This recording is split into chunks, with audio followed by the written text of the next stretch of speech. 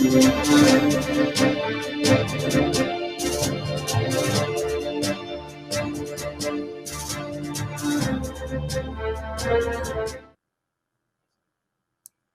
countries over decades have had its elections fraught with corruption, democratic for some so-called democratic countries. And one glaring example of such African countries we don't need to mention, as that would be stating the obvious. But although Nigeria has been said to be the giant of Africa and Africa's superpower, because of this, when it had its presidential elections in February and even the gubernatorial elections in March, the world had its eyes on it. Well, the European Election Observation Mission, the EU-EOM, to Nigeria a week ago published its final report on the federal and state elections of 25th February and 18th March. The chief observer, Barry Andrews, member of the European Parliament, stated in the lead up to the 2023 general elections, Nigerian citizens demonstrated a clear commitment to the democratic process. That said, the election exposed enduring systematic weaknesses and therefore signal a need for further legal and operational reforms to enhance transparency, inclusiveness, and accountability. Well, following a 3 months long observation across Nigeria and in accordance with its usual practice, the EU-EOM was pleased to present its findings and recommendations. Shortcomings in law and electoral administration hindered the conduct of well-run and inclusive elections and damaged trust in Nigeria's INEC. With the aim of contributing to the improvement of future elections, the EU-EOM is offering 23 recommendations for consideration by the Nigerian authorities and the need for reform in 6 areas which the EU-EOM identified as priority recommendations and believe, if implemented, would contribute to improvements for the conduct of elections. Now let's get the video of the EU report, which we got from Arise TV. So while the 25th February elections were held on, a lack of transparency and operational failures reduced trust in the process and challenged the right to vote. Voters assigned to new polling units had difficulties in identifying their correct polling unit, and the conditions in almost half of polling units observed did not ensure the secrecy of the vote. In 16 states, the mission noted incidents of violent attacks on polling units and indeed on INEC staff and harassment of voters.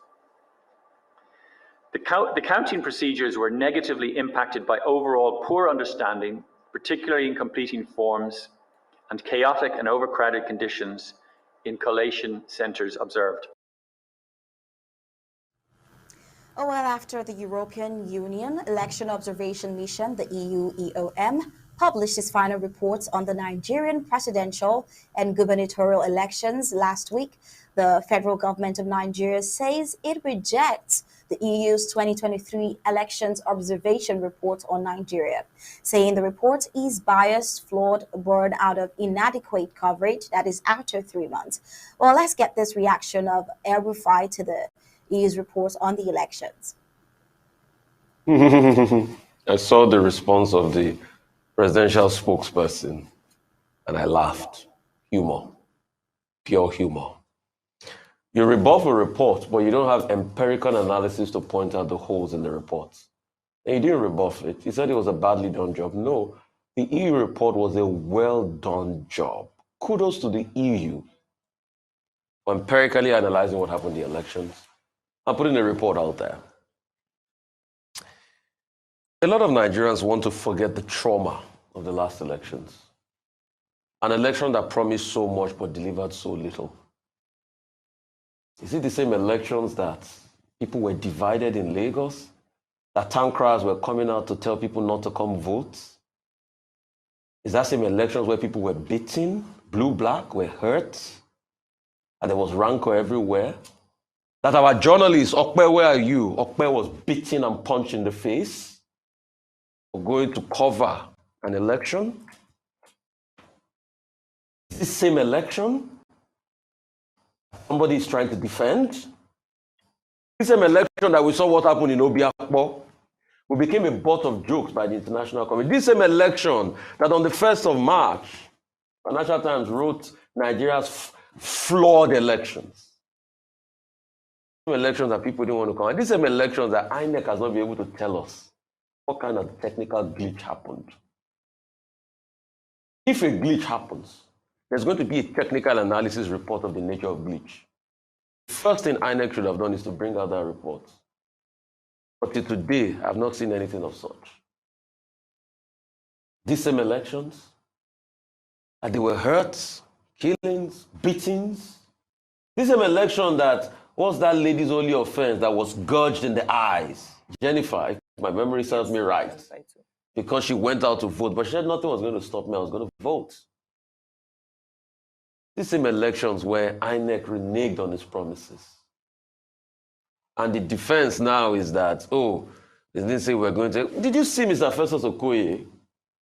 When our colleague asked him, what kind of technical glitch, he couldn't answer. I said the case is in court. We'll see when the defense opens. It opens today, isn't it? 3rd of July. We'll see when the defense opens. But you see, what we are saying is for us to move a country forward, we need the truth. We have had an elections like this in 2007. But the man that benefited, Umar Musa Yar'Adua, came out to say, I know the elections that brought me were fraught with irregularities. And he gave us the wage report, which is a template for how elections should be today. We shouldn't deny the fact that the elections were filled with a lot of anomaly. Well, Nigeria's El Rufai is going with the EU's election observation, supporting the motion. The report, the final report, we still have the federal government of Nigeria saying the report is biased, is flawed, and it was born out of inadequate coverage. Well, in reply to this, said by the federal government, we have the People's Democratic Party presidential campaign describing the report of the European Union Elections Monitoring Group on the 2023 general elections as credible, which concluded that the last election was fraught with irregularities and failed to meet the minimum standard of credibility. Well, Mr. Frank Shaibu, Special Assistant on Public Communications to the PDP presidential candidate Atiku Abubakar, said this in a statement in Abuja late on Sunday. Well, he took a swipe at the spokesperson for President Bola Tinubu for trying to discredit the EU's report. Well, Shaibu noted that even the dead knew that the last election lacked credibility, and even the Independent National Electoral Commission had been unable to explain why, nearly 5 months after the election, it had refused to upload the full result on its result viewing portal. Well, he said in his words, even primary school children who did not vote know that INEC failed woefully and that Tinubu rigged the last election. How can an election in which the full results have not been fully uploaded after nearly 5 months be described as credible by any human being? Well, he described as nonsensical Alake's claim that the EU was a meddlesome interloper for discrediting the poll. Shaibu said it was hypocritical of the Nigerian government to receive millions of dollars from the EU as election fund and then turn around to claim that the EU has no right to make comments on the election. Well, the Article 8 further argued that the results in states like the River State in Nigeria show that the election was far from credible. He said it was tragic that Tinubu was planning on rewarding the former governor of River State with a ministerial portfolio despite the accusations of rigging leveled against him, as well as a pending petition on charge.org signed against the former governor, which has attracted nearly 300,000 votes. Well, Atiku's aide called on the United States and the United Kingdom to speed up the process of imposing visa bans on election riggers. He admonished them to also reveal the identities of those implicated in election rigging especially staff of INEC and members of the ruling All Progressives Congress. According to him, the report of European Union election observation team, like all other reports on the 2023 presidential election, is not different from the fact. He says our legal team, led by Chief Chris Uche San, have placed before their lordship at the presidential elections petitions court. He says, we are encouraged by the presence of the manifold brave and audacious men and women of the bench in our judiciary. He also said that we know that very soon those distinguished and imperial dispensers of justice in our present day judiciary shall deliver a judgment that will be pure as the driven snow and not tainted by gravies and or bullied by coercion from characters with iniquitous power. Meanwhile, the Presidential Election Petition Court (PEPC) yesterday admitted as exhibit the final report of the European Union Election Observers Mission voting the conduct and outcome of the 2023 presidential election. The February 25th election produced Bola Ahmed Tinubu as president of Niger. Also yesterday, at the tribunal, the Independent National Electoral Commission opened its defense of the presidential election without presenting any witness. Well, INEC was supposed to open its defense, but came to the court without any witness. Its lead counsel, Abubakar Balarbe Muhammad San, told the court of his plan to call three witnesses, to counter the allegations of the Labour Party and its presidential candidate, Peter Gregory Obi.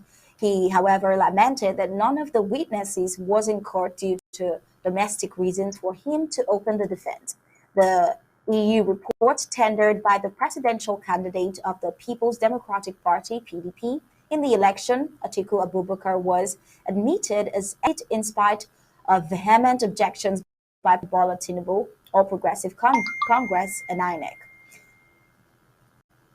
While the European Union Election Observer Mission had, in the report, said the presidential election did not show credibility, fairness, and transparency in the ways and manners it was conducted by INEC.